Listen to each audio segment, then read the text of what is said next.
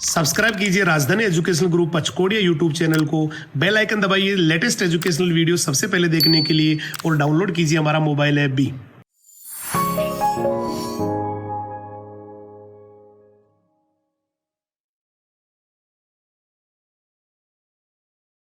जय हिंद, जय राजधानी। मैं हेमंत कुमार सिंह एक बार फिर से हमारे यूट्यूब चैनल राजधानी एजुकेशनल ग्रुप पे आप सभी का स्वागत करता हूं। ठीक है, कैसे हैं आप सभी? मैं उम्मीद करता हूं आप घर बैठ के इस लाइव सेशन का एंजॉय कर रहे होंगे। हम सीधे स्टार्ट करते हैं। हमने प्रीवियस टॉपिक जो डिस्कस किया है उसे हम कंटिन्यू करने वाले हैं। मैंने प्रीवियस लेक्चर में आपको क्या बताया था, फर्स्ट ऑफ ऑल ये कुछ बात कर लेते हैं ताकि आप जो है उस सभी चीज़ों को रिकॉल कर पाएँ, अगेन उसको क्या कर पाएँ, अपने माइंड में सेट कर पाएँ। ठीक है, हमने प्रीवियस लेक्चर में क्या स्टडी किया था? हमने स्टडी किया था बेसिकली फेजेस या सब stages which belong to the mitosis. समसूत्री विभाजन में कौन कौन सी प्रावस्थाएं होती हैं जिसके बारे में हमने स्टडी कर लिया था। हमने बेसिकली यहाँ पे प्रोफेज के साथ साथ हमने एनाफेज जो है आज का टॉपिक है, लेकिन उससे पहले जो होता है बेसिकली मेटाफेज, उसके बारे में भी हमने क्या कर लिया था, स्टडी कर लिया था। कहने का मतलब है कि यहाँ पर हम एक बार और रिविजन करने वाले हैं कि हमने क्या क्या स्टडी कर लिया था। मैंने प्रीवियस लेक्चर में आपको बताया था एम फेज के लिए, क्या बताया था? मैंने आपको बताया था एम फेज के लिए। और एम फेज जो होता है, इसी एम फेज को क्या कहते हैं? इसी एम फेज को कहा जाता है माइटोटिक फेज। क्या कहते हैं इसको? मैंने कहा इसको कहा जाता है माइटोटिक फेज, राइट। इसी एम फेज को क्या कहते हैं? माइटोटिक फेज कहते हैं। और ये जो माइटोटिक फेज होता है, जिसे हम एम फेज भी कहते हैं या फिर डिवीजन फेज भी कहते हैं, इसी पर्टिकुलर फेज को हम स्टडी करने के लिए क्या देखते हैं? मैंने कहा इसमें जो कैरियोकाइनेसिस का प्रोसेस होता है, हम फर्स्ट ऑफ ऑल माइटोसिस को कितने पर्टिकुलर पार्ट में डिवाइड करते हैं? मैंने कहा यहां पर ये होता है कैरियोकाइनेसिस का प्रोसेस भी होता है इसमें, और एज वेल एज माइटोसिस में ही बेसिकली क्या होता है, एम फेज में ही यहां पर साइटोकाइनेसिस भी होता है। क्या होता है?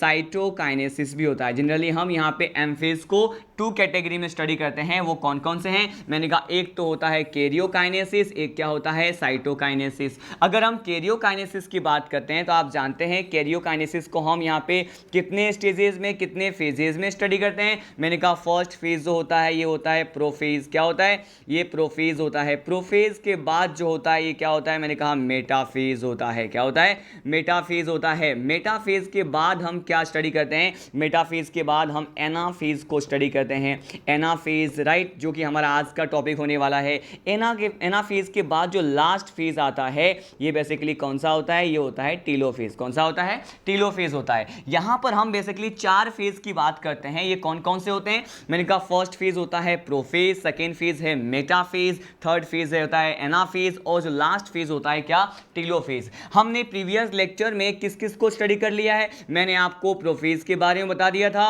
एज वेल एज मैंने यहाँ पे मेटाफेज में सेल जो है बेसिकली किस तरह से के चेंजेस हमें सेल डिवीजन के टाइम पे, कोशिका विभाजन के टाइम में इस मेटाफेज या मध्यावस्था में देखने को मिलता है, हम इसके बारे में टोटली जो है स्टडी कर चुके हैं। और आज का टॉपिक है, आज हम पढ़ने वाले हैं स्पेशली एनाफेज के बारे में कि आखिर एनाफेज में हमें कौन कौन से सेल में चेंजेस दिखाई देते हैं। ठीक है, तो आज का टॉपिक क्या है मैं यहाँ पे लिखने जा रहा हूँ कि आज हम पढ़ने वाले हैं एनाफेज।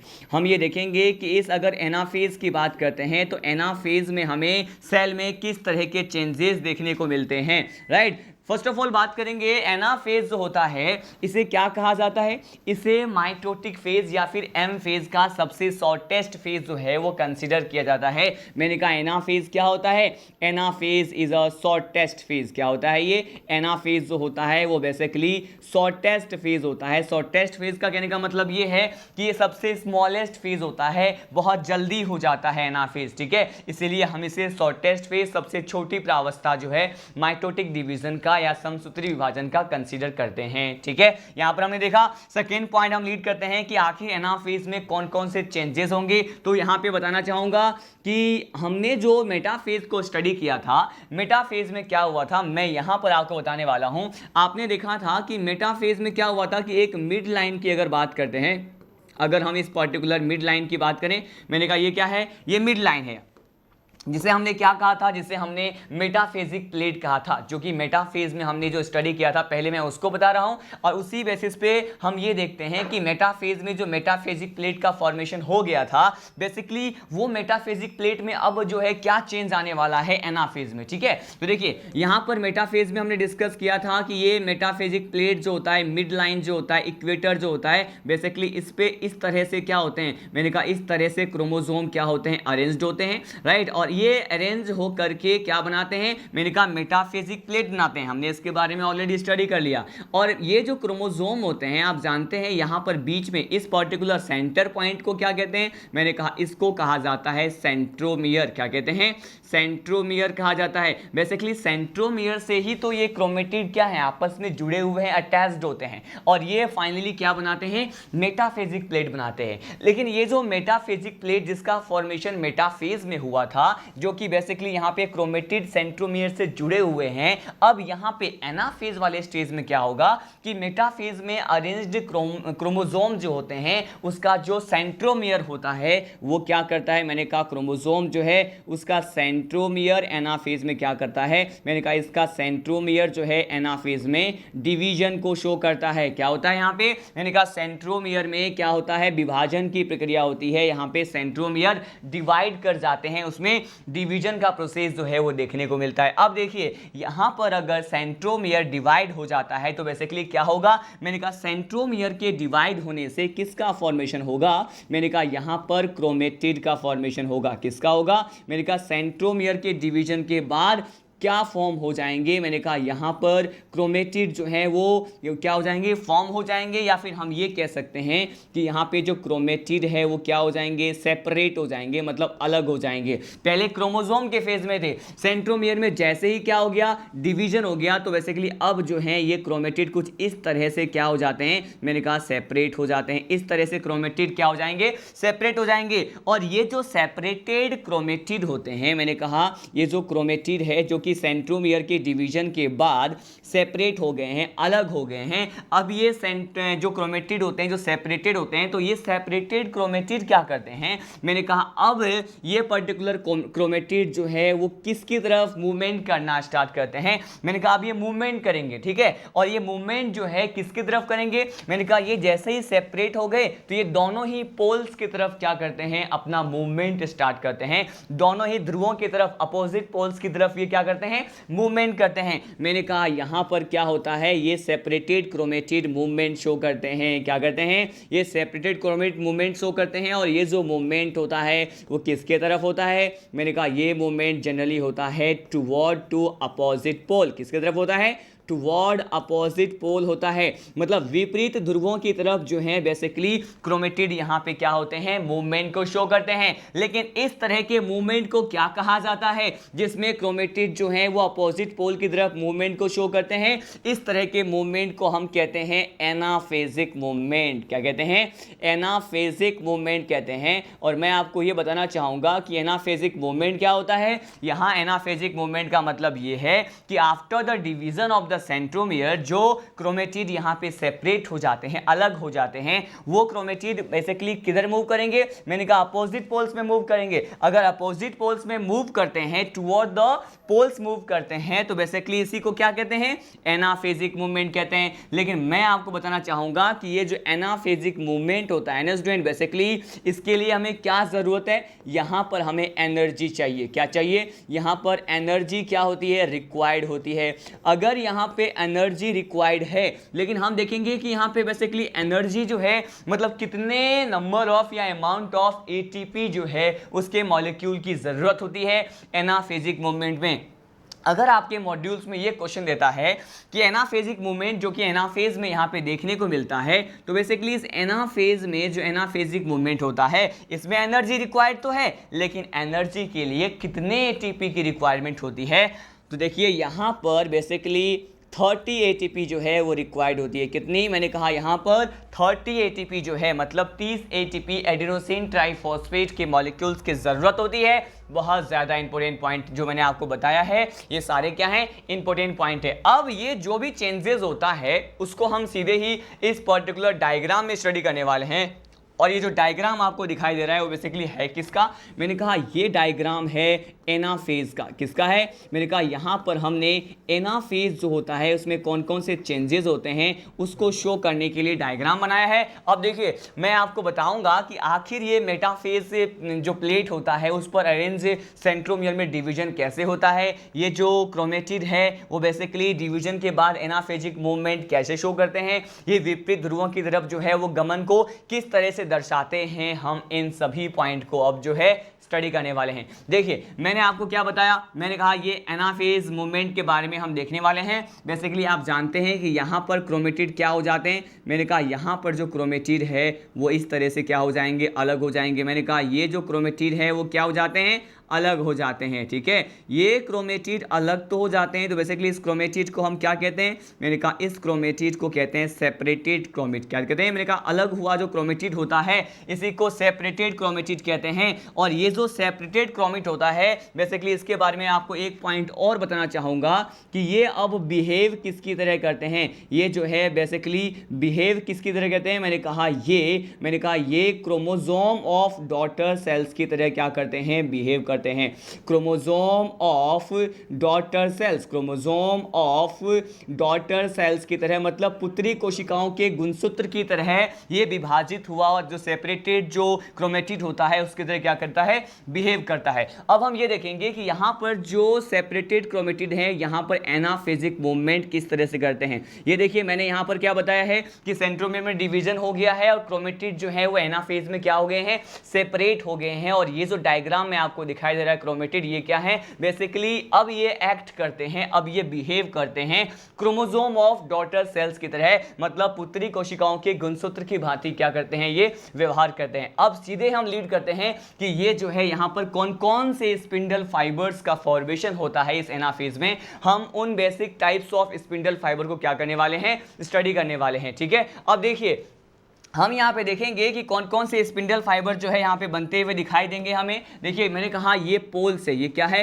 अपोजिट पोल से विपरीत ध्रुव है जिसके तरफ जो है ये क्रोमोसोम क्या करते हैं, सीधे ही अपने मूवमेंट को शो करते हैं। यहाँ पर स्पिंडल फाइबर की बात करते हैं तो बेसिकली यहाँ पर 3 टाइप्स ऑफ स्पिंडल फाइबर जो है फॉर्म होते हैं। ये कौन कौन से होते हैं, हम सीधे इसकी बात करते हैं। मैं आपको यहाँ बताने वाला हूँ फर्स्ट ऑफ ऑल कि ये जो है इस पर्टिकुलर प्रोसेस में स्पिंडल फाइबर्स की अगर बात करते हैं तो कौन कौन से स्पिंडल फाइबर्स जो है यहाँ पे फॉर्म होते हैं। यहाँ पे 3 basic types of spindle fibre देखे जाते हैं। मैंने कहा एनाफेज में क्या होता है, 3 basic types of spindle fibre देखे जाते हैं। ये कौन कौन से होते हैं, मैंने कहा ये जो है फर्स्ट स्पिंडल फाइबर होता है जिसे हम कहते हैं कॉन्टिन्यूअस स्पिंडल फाइबर। आपने प्रीवियस लेक्चर में भी इसको क्या कर लिया है, स्टडी कर लिया है। सेकेंड जो होता है उसे क्या कहते हैं, सेकेंड स्पिंडल फाइबर को कहते हैं डिसकंटिन्यूअस स्पिंडल फाइबर। क्या कहते हैं इसको, डिसकंटिन्यूअस स्पिंडल फाइबर कहते हैं। और जो थर्ड स्पिंडल फाइबर होता है स्टूडेंट बेसिकली उसे क्या कहते हैं, इसे कहा जाता है इंटरजोनल। क्या कहते हैं इसे, मैंने कहा यहां पर इसे कहा जाता है इंटरजोनल स्पिंडल फाइबर। और ये जो इंटरजोनल स्पिंडल फाइबर है ये यहां पर बहुत ज्यादा इंपॉर्टेंट पॉइंट है। मैंने कहा इंटरजोनल फाइबर के बारे में आपको ये जो इस तरह का फाइबर है वो बेसिकली नया दिखाई दे रहा है, क्योंकि डिसकंटिन्यूअस और कंटिन्यूअस तो मैंने कहा मेटाफेज में भी आपने देखा था, लेकिन ये इंटरजोनल फाइबर या फिर ये डिसकंटिन्यूअस फाइबर, कंटिन्यूअस फाइबर में क्या होगा ऐसा जिसमें हम बेसिकली ये कहते हैं कि एनाफेजिक मूवमेंट होता है जिससे। ठीक है, हम ये देखते हैं यहां पर क्या कहा जाता है। मैंने कहा पहले हम ये देखते हैं कि तीनों स्पिंडल फाइबर को इस डायग्राम में हम कैसे एक्सप्लेन कर सकते हैं, इसको रिप्रेजेंट कर सकते हैं। First of all in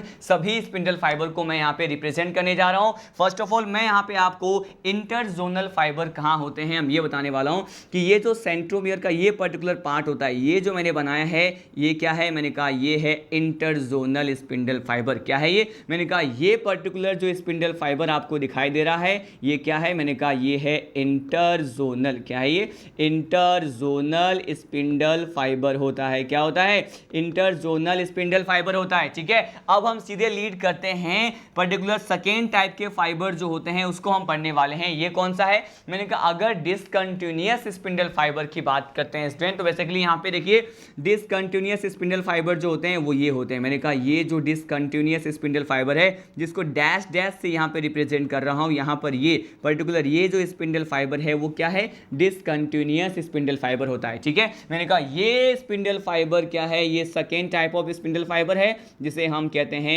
discontinuous spindle fibre. क्या कहा जाता है, डिसकंटिन्यूअस स्पिंडल फाइबर कहते हैं। अब यहाँ पे इस पर्टिकुलर डायग्राम में जो ये जो सपोर्टिव टाइप के स्पिंडल फाइबर होते हैं या फिर जो कंटिन्यूअस स्पिंडल फाइबर होते हैं वो बेसिकली कैसे हम ड्रॉ कर सकते हैं। मैंने कहा यहाँ पर ये जो आपको दिखाई दे रहा है बेसिकली जो directly pole to pole movement show करते हैं, ये इस तरह के पोल टू पोल अटैच होते हैं। इस तरह के जो स्पिंडल फाइबर होते हैं वो बेसिकली क्या होते हैं, मैंने कहा ये जो स्पिंडल फाइबर आपको दिखाई दे रहा है इसे ही हम कहते हैं कॉन्टिन्यूअस स्पिंडल फाइबर। क्या होता है ये, मैंने कहा इसे कहा जाता है कॉन्टिन्यूअस स्पिंडल फाइबर, जिसे सपोर्टिंग स्पिंडल फाइबर भी कहते हैं। और डिसकंटिन्यूअस स्पिंडल फाइबर जो होता है उसे हम क्या कहते हैं, इसे कहा जाता है ट्रैक्टाइल स्पिंडल फाइबर। क्या कहते हैं, इसे कहा जाता है ट्रैक्टाइल स्पिंडल फाइबर। ट्रैक्टाइल स्पिंडल फाइबर के लिए एक और टर्म इस्तेमाल करते हैं, इसी को कहा जाता है क्रोमोसोमल स्पिंडल फाइबर। क्या कहते हैं,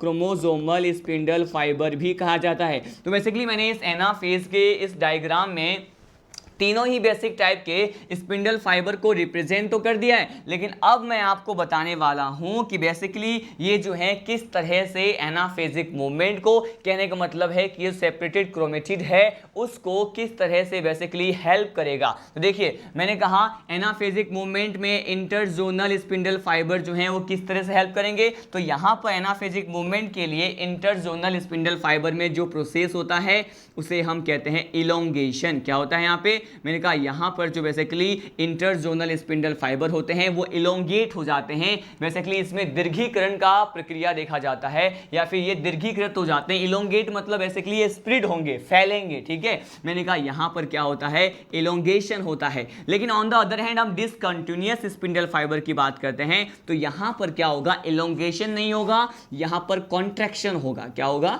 यहाँ पर कॉन्ट्रैक्शन होगा। कॉन्ट्रैक्शन का मीनिंग क्या होता है, इसका मीनिंग होता है संकुचन। क्या होता है, संकुचन होता है। बहुत ज्यादा इंपॉर्टेंट पॉइंट है कि एनाफेजिक मूवमेंट के लिए ताकि जो क्रोमेटिड हैं वो अपोजिट पोल्स की तरफ मूव करें और रैपिडली एनाफेजिक मूवमेंट होता है, इसके लिए कंडीशन क्या है, दो कंडीशन है। एक तो कंडीशन ये है कि इंटरजोनल स्पिंडल फाइबर में क्या होना चाहिए, इलोंगेशन होना चाहिए। सेकेंड क्या है, मैंने कहा डिसकंटिन्यूअस स्पिंडल फाइबर में क्या होना चाहिए, कॉन्ट्रैक्शन होना चाहिए। तब क्या होगा, एनाफेजिक मूवमेंट ऑब्जर्व होगा। अब देखते हैं इस डायग्राम में कि किस तरह से होगा। ये देखिए मैंने कहा ये क्रोमेटिड जो है मैंने रेड कलर के जो बनाए हुए हैं ये क्या है, क्रोमेटिड है सेपरेटेड। और ये अपोजिट पोल्स की तरफ कब आएंगे, जब मैंने कहा इसके बीच वाले जो ब्लैक कलर के जो इंटरजोनल स्पिंडल फाइबर होते हैं अगर वो फैलेंगे, अगर वो क्या हो जाएंगे, बड़े हो जाएंगे, लेंदी हो जाएंगे। जैसे जैसे इंटरजोनल फाइबर जो है इलोंगेट होता है, मैंने कहा लेंदी हो जाते हैं, इसकी लंबाई अगर बढ़ जाए, इंक्रीज हो जाए, तो ये जो क्रोमेटिड हैं, सेपरेटेड क्रोमेटिड हैं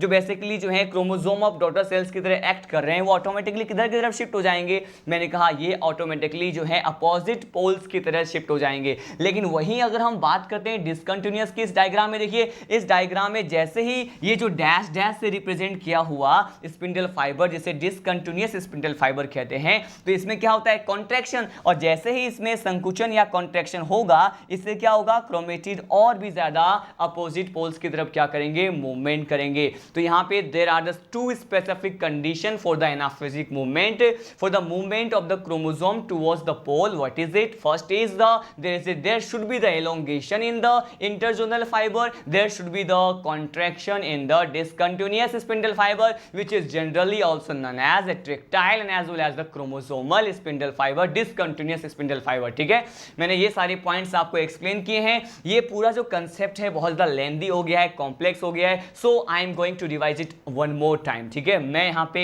एक और बार रिवीजन करने वाला हूं इन सभी पॉइंट्स को, हमने यहाँ पे डिस्कस किए हैं कि एनाफेज में आखिर सेल में कौन कौन से चेंज आते हैं, इसको हम वन मोर टाइम देखने जा रहे हैं। देखिए यहाँ पर मैंने बताया कि फर्स्ट ऑफ ऑल कि एनाफेज जो है is considered as a shortest phase, सबसे छोटी जो प्रावस्था होती है बेसिकली माइटोटिक फेज में, वो एनाफेज कंसिडर करते हैं। देखिए उसके बाद जो है सेंट्रोमियर का क्या होता है, इसमें डिवीजन होता है। सेंट्रोमियर डिवाइड हो जाते हैं तो क्या होगा कि मेटाफेज में जो हमने देखा था मेटाफेजिक प्लेस पे जो क्रोमोसोम अरेंज्ड हो जाते हैं इक्वेटर या मिडिल लाइन पे, अब वो क्या होंगे, मैंने कहा उसका सेंट्रोमियर जैसे डिवाइड होगा तो एनाफेज में क्या बन जाएंगे, क्रोमेटिड अलग हो जाएंगे। अब ये क्रोमेटिड जो हैं क्या करेंगे, toward the opposite pole movement show करेंगे। इस मूवमेंट को एनाफेजिक मूवमेंट कहते हैं। एनाफेजिक मूवमेंट के लिए there is a requirement of the energy, ऊर्जा की आवश्यकता होती है। मैंने कहा how many amounts of the ATP molecules, they are 30 amount of the जो ATP molecules adenosine triphosphate that is necessary for the anaphasic movement। ठीक है, अब हम बात करते हैं कि there are especially 3 types of spindle fiber that you can see in the anaphase movement, and what is it? It is continuous spindle fiber, it is discontinuous spindle fiber, as well as the interzonal spindle fiber। As I told you before that what are the 2 specific condition for the anaphasic movement? It is the first, interzonal spindle fiber should be elongate, and on the other hand the discontinuous spindle fiber should be contract। So in that particular condition there you will see the anaphasic movement, otherwise not। Right मैंने कहा कि basically जब तक elongation नहीं होगा, दीर्घीकरण नहीं होगा इलोंग किसमें, इंटरजोनल स्पिंडल फाइबर में, और जब तक संकुचन नहीं होगा किसमें, क्रोमोसोमल स्पिंडल फाइबर या असतत प्रकार के जो इन स्पिंडल फाइबर होते हैं, तब तक एनाफेजिक मूवमेंट नहीं होगा। ये जो क्रोमेटिड है वो ध्रुव की तरफ क्या करेंगे, गति नहीं दर्शाएंगे। ठीक है, हमने यहाँ पे एनाफेज में होने वाले सभी तरह के पॉइंट्स जो हैं 1 बाय 1 डिस्कस कर लिए हैं। तो हमने बेसिकली यहाँ पे माइटोटिक फेज के जो कैरियोकाइनेसिस मतलब केंद्रक विभाजन, न्यूक्लियर डिवीजन में जो होने वाले फेजेस होते हैं, उसके स्टार्टिंग के तीनों फेजेस को हमने डिटेल में स्टडी कर लिया है। We have already discussed about the prophase and metaphase in the previous lecture, and in this particular today's lecture we have discussed about the anaphase. ठीक है, and now I am going to tell you about the give the information about the telophase की। ये जो telophase है वो basically क्या होता है, इसको हम किस तरह से ऑब्जर्व कर सकते हैं, कौन कौन से चेंजेस होते हैं जो टीलोफेज में ऑब्जर्व होते हैं, हम इन सभी चीज़ों को डिस्कस करने वाले हैं। So our next topic is what, our next topic is telophase. ठीक है, हम टीलोफेज के बारे में पढ़ते हैं। यहाँ पर मैंने एनाफेज को डिटेल में समझाया, और हमारा अब जो टॉपिक है ये क्या है, अब हम पढ़ने वाले हैं टीलोफेज। क्या पढ़ने वाले हैं, टीलोफेज पढ़ने वाले हैं। ठीक है, ये देखिए टीलोफेज के फिनिश होते ही ये माइटोटिक डिवीजन क्या हो जाएगा, फिनिश हो जाएगा। ठीक है, अब देखिए टीलोफेज में क्या क्या होता है, मैं आपको इससे पहले इसके जनरल कैरेक्टर्स को डिस्कस करता हूं। ठीक है, कि यहाँ पे हम क्या क्या समझते हैं। ये जो टीलोफेज है इसको क्या कहा जाता है, it is just reverse to the prophase. मैंने कहा प्रोफेज का जो बिल्कुल उल्टा जो भी जो इसके जस्ट अपोजिट होने वाले चेंजेस होते हैं वो जो है यहाँ पे टीलोफेज में 4th stage of the mitotic phase में जो है ऑब्जर्व होता है। मैंने कहा रिवर्स प्रोफेज, इसका मतलब यह है कि जो भी इवेंट प्रोफेज में हुआ वो अब यहां पे नहीं होगा, उसका जस्ट अपोजिट इवेंट जो है क्या होगा, टीलोफेज में देखने को मिलेगा। इसीलिए यहां पर क्या कहते हैं, हम उन सभी इवेंट्स की भी बात करेंगे, लेकिन मैंने अभी बस सिंपल सा स्टेटमेंट बोला है टीलोफेज के बारे में कि it is the last phase of the M phase. ये तो ठीक है, मैंने कहा यहां पर सबसे इंपॉर्टेंट पॉइंट क्या है, टीलोफेज को क्या कहते हैं, इसे कहते हैं रिवर्स प्रोफेज। क्या कहते हैं इसे, मैंने कहा रिवर्स प्रोफेज कहा जाता है। अब हम ये देखने वाले हैं कि अगर हम इसे रिवर्स प्रोफेज कहते हैं तो आखिर इसमें ऐसा क्या होता है जिसे हम कहते हैं रिवर्स प्रोफेज, मतलब प्रोफेज के अपोजिट कौन कौन से यहाँ पे इवेंट देखने को मिलते हैं। तो देखिए फर्स्ट टॉपिक, वेरी फर्स्ट जो इवेंट यहाँ पे देखने को मिलेगा जो कि प्रोफेज के अपोजिट होता है, तो मैं आपको पहले बताना चाहूंगा कि प्रोफेज जब हमने स्टडी किया था इन द प्रीवियस लेक्चर, मैंने आपको बताया था कि प्रोफेज में बेसिकली क्या क्या डिसअपेयर होना स्टार्ट कर देते हैं। क्या क्या डिसअपेयर मतलब गायब होना प्रारंभ कर देते हैं, कौन कौन सी ऐसे स्ट्रक्चर्स होते हैं जो डिसअपेयर होना प्रारंभ करते हैं। आपको पता है कि अगर हम बात करते हैं किसकी, अगर हम यहाँ पे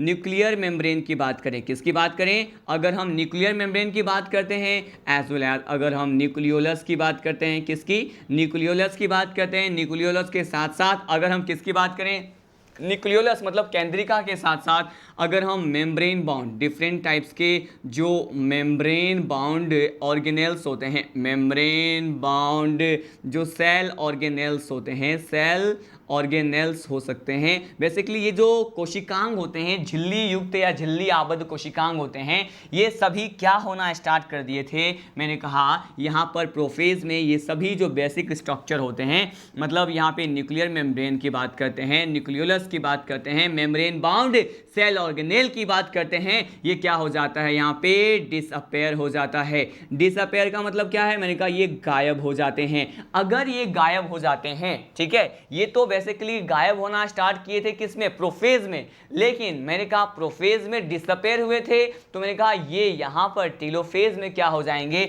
मैंने कहा अब ये टीलोफेज में क्या हो जाएंगे, डिसअपेयर। मैंने कहा नहीं, ये डिसअपेयर नहीं, ये यहाँ पर वापस से आ जाएंगे। कहने का मतलब ये है कि हम यहाँ पे देखने वाले हैं कि ये यहाँ पर रीअपेयर हो जाएंगे। क्या हो जाएंगे, मैंने कहा ये यहाँ पर बेसिकली क्या हो जाएंगे, रीअपेयर, पुनः प्रकट हो जाएंगे। कौन, मैंने कहा यहाँ पर पुनः प्रकट होने वाले संरचनाएं होती हैं कि nuclear membrane, nucleolus, membrane bound cell organelles वापस से यहाँ पे प्रकट होते हुए पुनः रीअपेयर होते हुए दिखाई देंगे। लेकिन हमने प्रोफेज में क्या स्टडी किया था, हमने प्रोफेज में कहा था कि अगर हम बात करें किसकी, स्पिंडल फाइबर की बात करते हैं, तो स्पिंडल जो फाइबर्स होते हैं वो जनरली प्रोफेज में तो क्या हुए थे, मैंने कहा स्पिंडल फाइबर का फॉर्मेशन स्टार्ट हो गया था, लेकिन यहाँ पे जस्ट अपोजिट देखने को मिलता है, स्पिंडल फाइबर क्या हो जाएंगे, डिसअपेयर हो जाएंगे। क्या हो जाएंगे, मैंने कहा स्पिंडल फाइबर डिसअपेयर मतलब गायब हो जाएंगे। रीअपेयर कौन होगा, मैंने कहा ये तीनों ही स्ट्रक्चर होंगे, लेकिन डिसअपेयर कौन होगा, मैंने कहा यहाँ पर स्पिंडल फाइबर डिसअपेयर हो जाते हैं।